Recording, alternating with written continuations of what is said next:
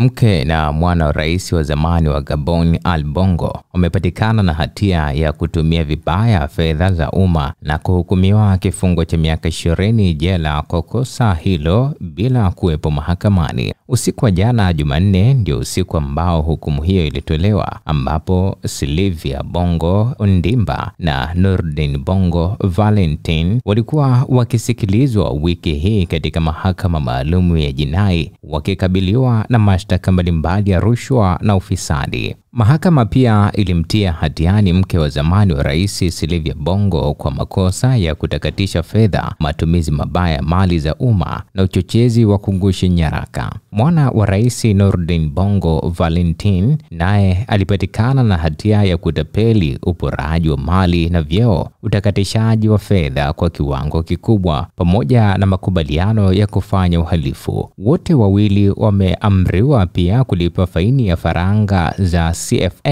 milioni 100 sawa na takriban euro 152,000. Baada ya hukumu hiyo, Nurdin Bongo Valentine alitoa kauli kupitia mtandao wa X, zamani Twitter, akisema, "Sijawahi kutumia vibaya fedha za umma na nitaendelea kupigania ukweli mbele ya vyombo huru vya sheria." Mwendesha mashtaka wa serikali alikuwa ameomba kifungo cha miaka 20 dhidi ya Sylvia na Nurdin, akisema waliendesha mfumo uliolenga kunyakua fedha za umma kwa maslahi binafsi. Walikaa takriban miezi 20 kizuizini hadi kuachiliwa kwao Mei mwaka huu, na kwa sasa wako uhamishoni mjini London na wamepinga kesi hiyo wakisema ni ya kisiasa, na walikataa kufika mahakamani, huku mawakili wao nao wakisusia usikilizaji wa kesi hiyo. Mke na mwana wa rais aliyepinduliwa Ali Bongo walikamatwa Agosti 2023 mara baada ya mapinduzi ya kijeshi yaliyomaliza utawala wa miaka 55 wa familia ya Bongo.